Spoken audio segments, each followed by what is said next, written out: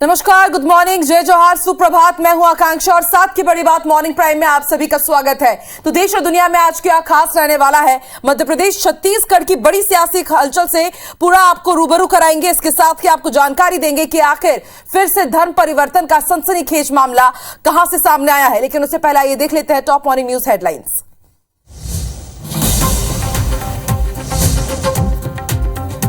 महाराष्ट्र में राहुल गांधी की भारत जोड़ो यात्रा जारी। आज सीएम भूपेश बघेल भी शेगांव में यात्रा में होंगे शामिल। गुजरात में चुनाव प्रचार ने पकड़ी रफ्तार। सीएम शिवराज भी आज बीजेपी प्रत्याशियों के लिए करेंगे प्रचार। 4 जगह पर चुनावी सभा।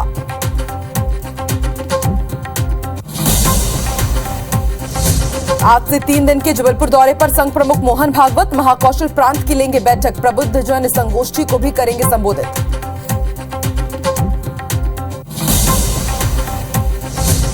मध्य प्रदेश में नहीं थम रहा है धर्मांतरण का मुद्दा। अब खंडवा से आई डरा धमकाकर धर्म परिवर्तन की शिकायत। युवक ने मस्जिद के आलिम पर लगाया आरोप।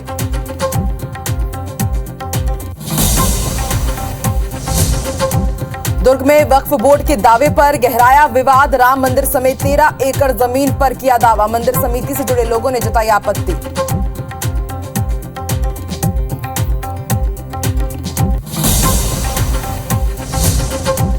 और वेलिंगटन में भारत और न्यूजीलैंड के बीच पहला T20 मुकाबला आज। वर्ल्ड कप में हार के बाद लय में लौटने के लिए उतरेगी टीम इंडिया।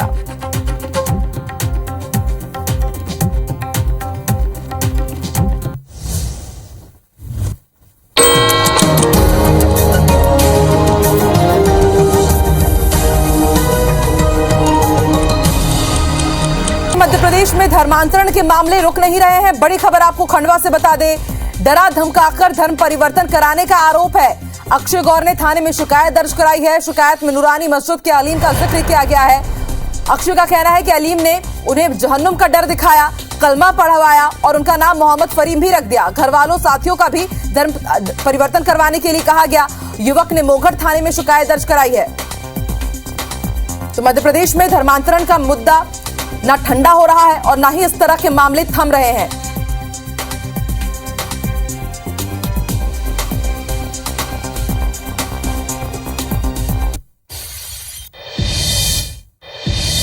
और ज्यादा जानकारी के लिए सीधे रुख कर लेते हैं खंडवा का। हमारे सहयोगी प्रतीक इस वक्त लाइव जुड़ चुके हैं खंडवा से ही। प्रतीक, पूरा मामला क्या है, हमारे दर्शकों को वो समझाइए। और एक बड़ा सवाल कि आखिर कैसे जो अक्षय गौर नाम का युवक है वो अलीम के चंगुल में फंसता है और फिर उसको कलमा पढ़वा लिया जाता है डरा धमका करके। कुछ कार्रवाई हुई है क्या? शिकायत दर्ज तो हो गई है? जी बिल्कुल, मैं आपको बता दूं कि इस मामले में पुलिस ने जांच करने के बाद जो आलिम है अमीरुद्दीन कादरी, उसके खिलाफ धार्मिक स्वतंत्रता अधिनियम के तहत यहाँ पर केस दर्ज कर लिया है। और यदि हम इस पूरे मामले के विषय में बात करें तो यह मामला जो है वो कल सामने आया था। कल पुलिस के पास में जो युवक है अक्षय गौर, उसने जाकर के यह रिपोर्ट दर्ज कराई थी कि 4-5 माह पूर्व जब वह थोड़ा सा परेशान था, परेशान होने के चलते वह शहर के एक पार्क में बैठा था। वहां पर उसे एक मस्जिद का आलिम जो है वो मिला और उसने उससे उसकी परेशानियां पूछी। परेशानियां बताने के बाद में उसने युवक को जो है इस्लाम धर्म की अच्छाइयां बताई और उससे ये कहा कि तुम इस्लाम धर्म जो है उसका अनुपालन करना शुरू कर दो, इस्लाम धर्म अपना लो, तुम्हारी सारी परेशानियां जो है वो खत्म हो जाएगी।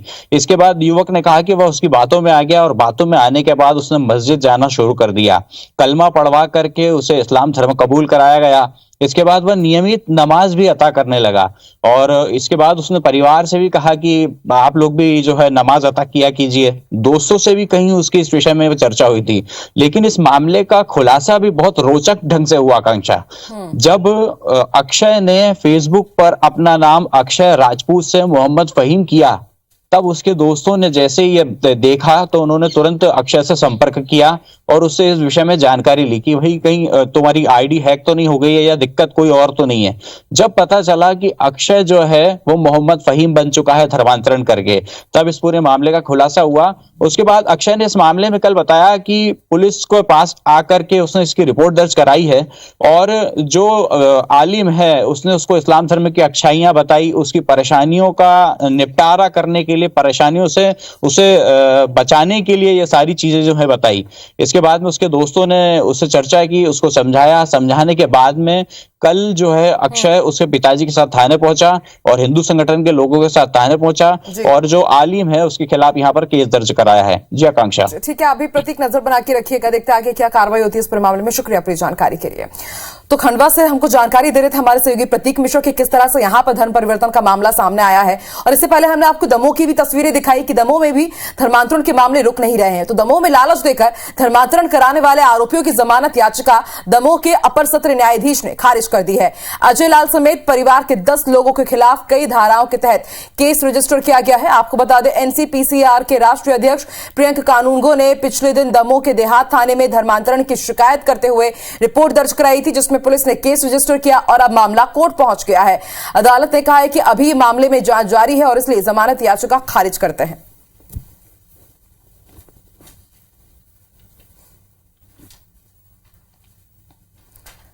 तो दमोह के बाल संप्रेक्षण गृह का मामला हमने आपको बताया था। यह खबर लगातार आईबीसी 24 ने प्रमुखता के साथ दिखाई।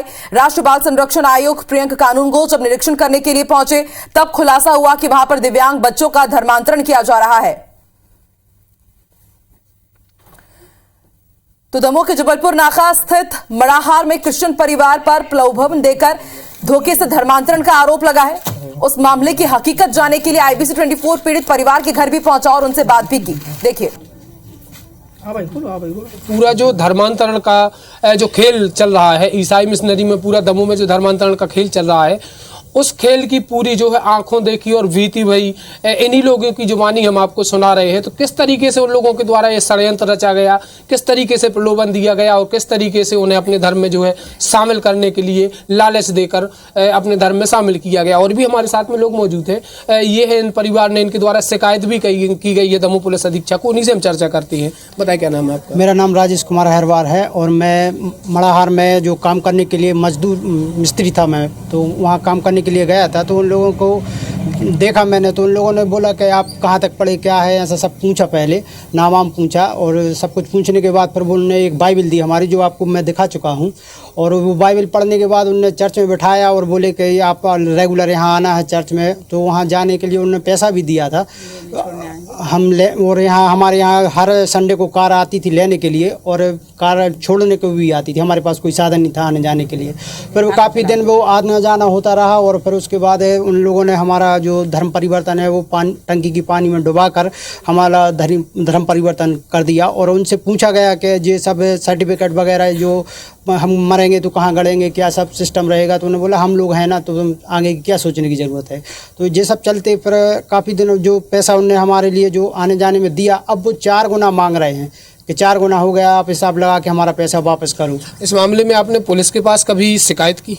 इस मामले में अभी तक पहले नहीं की। अब जब वो धमकाने लगे और घर आने लगे और हमारे बच्चों को, जवान बच्चों को देखने लगे, पत्नी को छेड़ाछाड़ी का सामने आने लगा, तो फिर हमने अभी जाके फिर एसपी साहब को ज्ञापन दिया है कि सर ऐसी ऐसी समस्या है, उसका समाधान किया जाए, हमारी जान हानि की रक्षा की जाए। फिर उन्होंने जातिगत अपमान किया। हमारी पत्नी से बोला कि तुम चमार जाती हो, किचन में मत आया करो।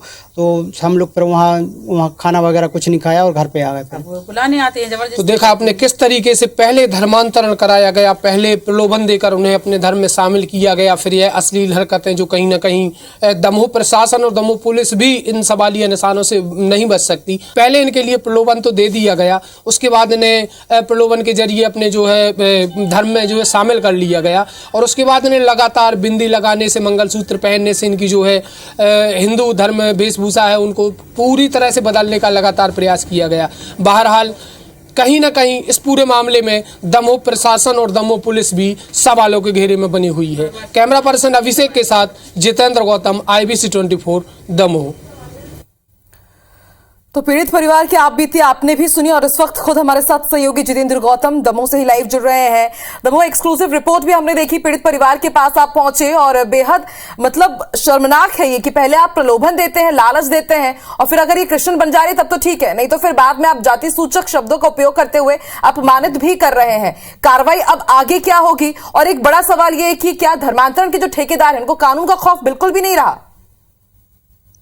जी आकांक्षा, मैं आपको बता दूं कि ये जो पूरा मामला जो है दमोह में लगातार करीब 1.5 महीने से इसकी गतिविधियां जो है चल रही हैं और जैसे ही रविवार को एनसीपीसीआर के जो है राष्ट्रीय अध्यक्ष प्रियंका कानूनगो दमोह पहुंचे जब, और उन्होंने यहाँ पे ईसाई मिशनरी के कुछ छात्रावासों का जो निरीक्षण किया तो वहां पे कुछ ऐसे तथ्य सामने आए जिसमें धर्मांतरण जैसे सबूत उनको मिले, जिसके बाद उन्होंने जो है लगातार पहले तो उस मामलों की जांच की और उसके बाद ये जो पहुंचे जबलपुर नाका पुलिस चौकी पहुंचे, वहां भी इनकी एफआईआर नहीं लिखी गई। उसके बाद में कड़ी मशक्कत करनी पड़ी इन्हें। उसके बाद देहात थाना पहुंचे और वहां पे इन्होंने करीब 4 घंटे की मेहनत के बाद में जो इनकी एफआईआर दर्ज की गई। लेकिन तब से लेकर आज तक जो है आरोपियों पर ना तो पुलिस के द्वारा ना प्रशासन के द्वारा कोई शिकंजा कसा गया है, ना आज तक पुलिस ने इस मामले में कोई विशेष या प्रशासन ने कोई तथ्य पेश किए हैं। हालांकि लगातार पीड़ित परिवार के लिए जो है जो आरोपी है, संबंधित मामले में आरोपी है, धमकाया जा रहा है। कल का मामला सामने आया था, पुलिस अधीक्षक कार्यालय के जस्ट सामने ही जो है आरोपी एक कार में आए और पीड़ित परिवार के लिए धमका के चले गए। आरोपियों का जिस तरीके से यहाँ पे खौफ बना हुआ है, पीड़ित परिवार के लिए स्पष्ट आरोपी बोल रहे हैं कि आप कहीं भी चले जाओ, हमारा कोई कुछ नहीं करेगा। इस बात से आकांक्षा जायज है कि दमोह में प्रशासन हो चाहे पुलिस हो, आरोपियों के लिए इनका खौफ बिल्कुल भी नहीं है। वहीं अगर इस पूरे मामले में बात की जाए तो जिस मीडिया कर्मी के द्वारा निष्पक्षता से इस मामले में लगातार खबर चलाई जा रही है, तो प्रशासन के कोई ना कोई नुमाइंदे के जरिए उस पर प्रेशर डाला जा रहा है कि आप कैसे न कैसे करके खबर के लिए रोक दें। जी आकांक्षा, बिल्कुल, लेकिन आईबीसी 24 अपने कर्तव्यों का पालन करेगा। बिल्कुल जितेंद्र, जैसा आपने खबर का खुलासा किया, आप पीड़ित परिवार तक पहुंचे, भले ही जो रसूखदार है, भले ही जो धर्मांतरण के ठेकेदार है, डराए धमकाए, लेकिन आईबीसी 24 रोजाना लगातार अपडेट देता रहेगा अपने दर्शकों को इस पूरे मामले से जुड़ा हुआ। बहुत बहुत शुक्रिया जितेंद्र पूरी जानकारी के लिए, फिलहाल हम तक पहुंचाने के लिए। तो जबकि सुप्रीम कोर्ट ने कुछ दिन पहले ही राज्यों को फटकार लगाई है, केंद्र सरकार से भी नाराजगी जताई है कि धर्मांतरण के खिलाफ आपको कुछ ना कुछ सख्त कदम उठाने पड़ेंगे। और उत्तराखंड में बाकायदा अब 10 लाख का प्रावधान कर दिया गया है कि अगर कोई जबरदस्ती किसी से धर्मांतरण करवाता है तो। लेकिन उसके बाद भी मध्य प्रदेश में इस तरह के मामले नहीं थम रहे हैं। देखते हैं आगे सरकार और प्रशासन इस पर क्या रुख लेती है। चलिए बढ़ते आगे, बात दुर्ग की कर लेते हैं। वक्फ बोर्ड ने दुर्ग शहर की करीब 13 एकड़ जमीन पर अपना दावा किया है। जिस जमीन पर वक्फ बोर्ड ने दावा किया, वहां कई परिवार पीढ़ियों से काबिज हैं। इसके साथ ही सैकड़ों साल पुराने राम मंदिर भी इसकी जद में आ गया। शहरवासियों ने दावे के विरुद्ध 1711 आपत्तियां लगाई, जिसके बाद तहसीलदार ने वक्फ बोर्ड का दावा खारिज कर दिया। ये रिपोर्ट देखिए।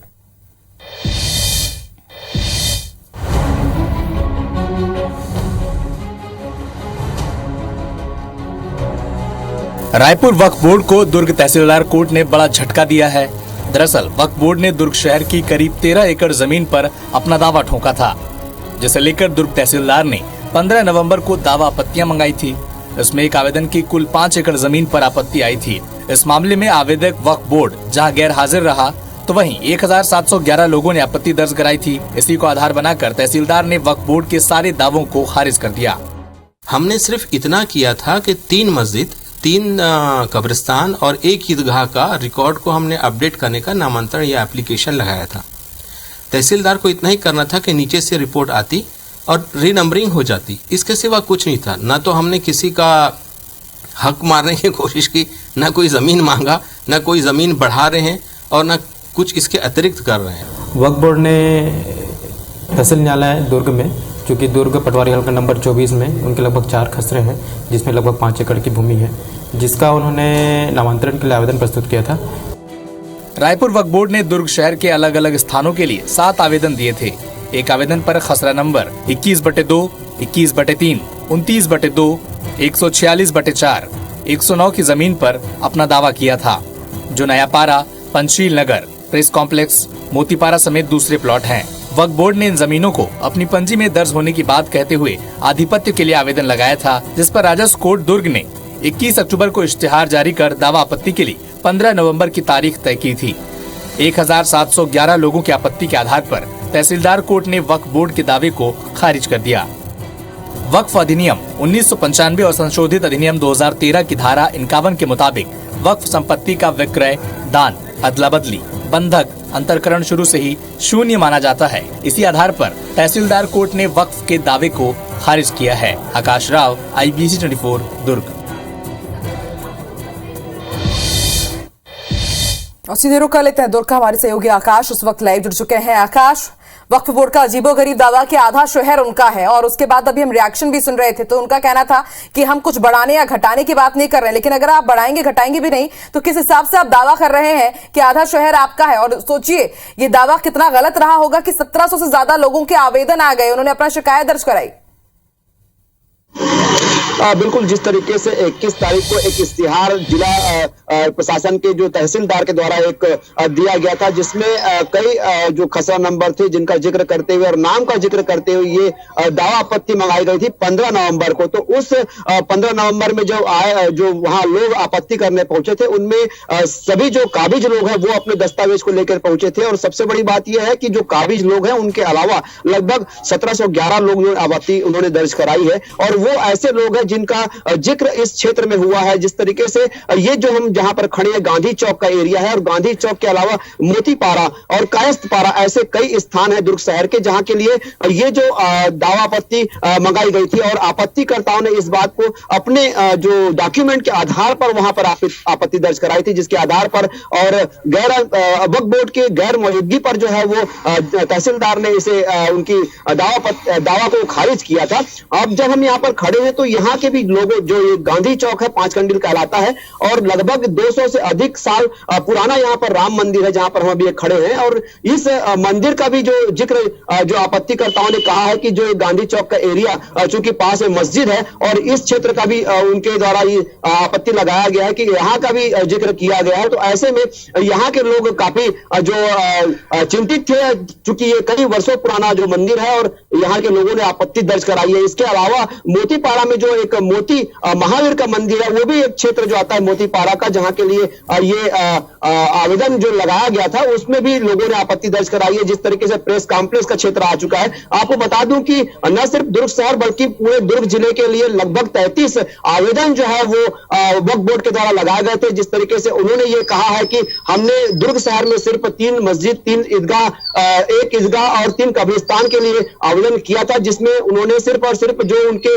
खसरा नंबर है उसको अपडेट करने के लिए कहा था। लेकिन जिस तरीके से इश्तिहार जारी हुआ था, या तो ये कहा जाए कि जिला प्रशासन की एक बड़ी चूक थी, या कहा जाए कि आवेदन जो किया गया था उसमें कहीं ना कहीं कोई खामी थी। तो ऐसे में जो है लोग आशंकित हैं अपने अपने जो जगहों को लेकर के, जो वर्षों से काबिज, जिनके पूर्वजों ने यहाँ पर जगह को खरीदी थी। हमारे सामने एक मोतीपाड़ा क्षेत्र के जो डोनगांवकर परिवार है, उनका भी यहाँ पर उन्होंने अपने दस्तावेज के साथ में प्रस्तुत हुए थे, जो 1912। आकाश, अब दावा तो खारिज कर दिया गया है शिकायतों के आधार पर, अब आगे क्या कार्रवाई होगी? वक्फ बोर्ड कोई स्टेप उठाएगा या फिर प्रशासन की तरफ से ही आगे इस मामले में कुछ होगा? बिल्कुल, जिस तरीके से ये दावा तो खारिज कर दिया गया है, और जिला प्रशासन का कहना है कि अब जो आगे जिस तरीके से वक्फ बोर्ड अब क्या कदम उठाएगा ये तो वक्फ बोर्ड ही बता पाएगा। लेकिन जिला प्रशासन का साफ तौर पर कहना है कि 7 आवेदन जो दुर्ग शहर के लिए लगाए गए थे, वो 7 आवेदन जो खारिज कर दिए गए हैं। ठीक है आकाश, नजर बना के रखिएगा। शुक्रिया पूरी जानकारी के लिए। फिलहाल चलिए बढ़ते आगे, बात कर लेते हैं दुर्ग की ही। दुर्ग में 13 एकड़ जमीन पर वक्फ बोर्ड के दावे के बाद उठे विवाद के लिए छत्तीसगढ़ वक्फ बोर्ड के सदस्य फिरोज खान ने प्रशासन को जिम्मेदार ठहराया है। उनका कहना है कि राजस्व विभाग ने ऐसा इश्तेहार प्रकाशित कर दिया जिससे सामान्य सा प्रकरण जन आक्रोश का मुद्दा बन गया है। उन्होंने यह भी आरोप लगाया कि इसमें पूरी तरह तहसील ऑफिस दोषी है, क्योंकि 1989 में अविभाजित मध्य प्रदेश के समय में प्रकाशित राजपत्र में दुर्ग की 7 संपत्तियां वक्फ बोर्ड की संपत्ति के रूप में दर्ज है, जिनमें 3 मस्जिद, 3 कब्रिस्तान और 1 ईदगाह शामिल है। इन 7 संपत्तियों का खसरा नंबर देकर उसका रिकॉर्ड दुरुस्त करवाने और राजस्व रिकॉर्ड में उन संपत्ति को वक्फ बोर्ड के नाम दर्ज कराने के लिए आवेदन दिया गया था। लेकिन दुर्ग तहसीलदार पर आरोप है कि उन्होंने पुराने खसरे का रिकॉर्ड का इश्तेहार प्रकाशित कर दिया, जिस पर आज हजारों लोगों के मकान और दुकान बन गए हैं, जबकि वक्फ बोर्ड ने निजी जमीन पर दावा नहीं किया है। मैं सबसे पहले तो दुर्ग जिले के निवासियों को नमस्ते करता हूं, धन्यवाद देता हूं कि उन्होंने एक पैनिक स्थिति क्रिएट करने की कोशिश किया गया था, लेकिन अपने विवेक से उन लोगों ने इस बात को बढ़ने नहीं दिया गया, नहीं तो और कोई स्थिति निर्मित हो जाती। जो मैं बोलना नहीं चाहता हूं आप समझ रहे हैं। सुप्रीम कोर्ट का ऑर्डर, सुप्रीम कोर्ट ने हम लोगों को हिदायत दिया, उसके जरिए सेंट्रल काउंसिल ने, कि भाई जितनी भी वक्फ बोर्ड की संपत्तियां है उसका संरक्षण करो और उसको सुरक्षित करो। तो वो काम हम कर रहे हैं, हम तो किसी की जमीन को कब्जा नहीं कर रहे हैं ना। भिलाई में 10 महीने की मासूम शिवांश की मौत में लापरवाही उजागर होने के बाद सिद्धिविनायक अस्पताल का लाइसेंस निरस्त कर दिया है। 27 अक्टूबर को मामूली सर्दी खांसी का इलाज कराने के लिए परिजन 10 महीने के मासूम को लेकर देव बलौदे का परिवार सिद्धिविनायक अस्पताल पहुंचा, जहां अस्पताल में नौसिखियों ने मासूम को इलाज के नाम पर दवाइयों का हाई डोज दे दिया, जिससे मासूम की मौत हो गई। मामले की पुलिस में शिकायत हुई। जांच में पता चला कि अस्पताल के डॉक्टर सम्मीत राज प्रसाद और शिशु रोग विशेषज्ञ doctor Durga Soni, doctor Hariram Yadu, doctor Girish Sahu, paramedical staff Kumari Vibha Sahu, Aarti Sahu और निर्मला यादव ने इलाज में लापरवाही बरती है, जिसके बाद पुलिस ने केस रजिस्टर किया है और स्वास्थ्य विभाग ने अस्पताल का लाइसेंस भी रद्द कर दिया है। हमने तुरंत एक जांच टीम बना दी थी। जांच टीम के द्वारा जो रिपोर्ट प्राप्त हुई है उसके आधार पर हमने कलेक्टर महोदय के पास अनुमोदन के लिए भेजा था। नियम के अनुसार 1 महीने का हमने उन्हें टाइम दिया है। 1 महीने बाद वो उनका लाइसेंस निरस्त हो जाएगा और अस्पताल बंद हो जाएगा। लापरवाही सामने आई है कि जब इंजेक्शन लगाया गया, बालक का जो है मौत हुई, उसमें जो है जो डॉक्टर उस टाइम होने चाहिए थे, जो आगे कार्रवाई की जानी चाहिए, कहीं ना कहीं कमी परिलक्षित हुई है। डिटेल रिपोर्ट सीएमएचओ से आएगी और जैसा रिपोर्ट में लापरवाही की बात पाई गई, प्रथम दृष्टया 304 आईपीसी में कार्रवाई की गई। बड़ी खबर आपको बता दें, आरएसएस प्रमुख मोहन भागवत आज जबलपुर के दौरे पर रहेंगे। महाकौशल में 3 दिन तक रहेंगे मोहन भागवत। 20 नवंबर तक केशव कुटी में ही वो रहेंगे। आरएसएस के स्वयंसेवकों के साथ उनकी चर्चा होगी और भागवत के दौरे पर सुरक्षा के कड़े इंतजाम किए गए हैं। आपको बता दें, अगले साल विधानसभा चुनाव है मध्य प्रदेश में और महाकौशल को साधने के लिए आरएसएस प्रमुख मोहन भागवत यहां पहुंचे हुए हैं और इस लिहाज से उनका ये दौरा बेहद अहम माना जा रहा है।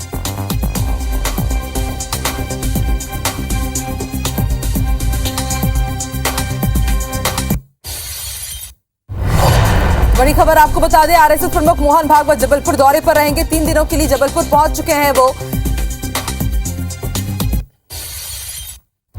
बड़ी खबर आपको बता दें, भानु प्रतापपुर उपचुनाव में कुल 39 प्रत्याशियों ने नामांकन दर्ज किया है। भाजपा, कांग्रेस, गोंडवाना गणतंत्र पार्टी, एनसीपी के प्रत्याशियों ने नामांकन दर्ज किया है। कुल 33 निर्दलीय प्रत्याशियों ने भी नामांकन भरा है और आज उपचुनाव के लिए नामांकन पत्रों की जांच होगी। 21 नवंबर तक नाम वापस भी ले सकते हैं उम्मीदवार।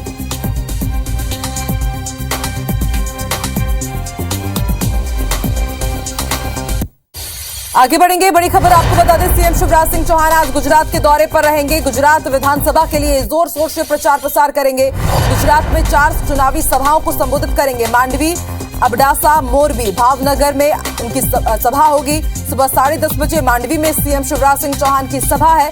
आम सभा को संबोधित करेंगे। बीजेपी प्रत्याशी अनिरुद्ध भाई दवे के लिए प्रचार प्रसार करेंगे। दोपहर 12:30 बजे अबडासा में सीएम की सभा है और यहां पर बीजेपी प्रत्याशी प्रद्युम्न जाडेजा के लिए वो प्रचार प्रसार करेंगे और फिर शाम 4 बजे मोरबी पहुंचेंगे सीएम शिवराज सिंह चौहान और प्रत्याशी कांतिलाल अमृतिया के लिए प्रचार प्रसार करेंगे। तो वहीं शाम 7:30 बजे भावनगर में सीएम शिवराज सिंह चौहान की सभा होगी और बीजेपी के जितेंद्र सावजी भाई का प्रचार प्रसार करेंगे। वहीं सीएम भूपेश बघेल भारत जोड़ो यात्रा में शामिल होंगे। महाराष्ट्र में राहुल गांधी की भारत जोड़ो यात्रा जारी है और आज सीएम भूपेश बघेल भी इसमें शामिल होंगे। शेगांव में राहुल के साथ यात्रा करेंगे। तो मिशन भानु प्रतापपुर के बाद अब भारत जोड़ो यात्रा में जुट चुके हैं सीएम भूपेश बघेल। आज सीएम भूपेश बघेल शेगांव में राहुल के साथ यात्रा करेंगे।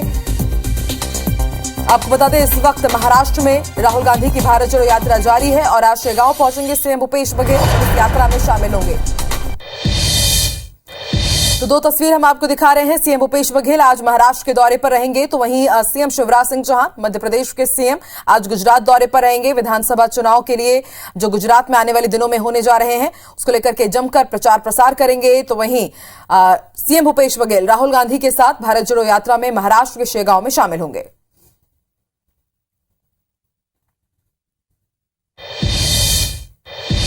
और इसी के साथ की बड़ी बात मॉर्निंग प्राइम में फिलहाल इतना ही। देश और दुनिया की तमाम बड़ी खबरों के लिए आप IBC 24 देखते रहिए और आगे देखिए हमर बानी हमर गुट। मुझे दीजिए इजाजत, नमस्कार।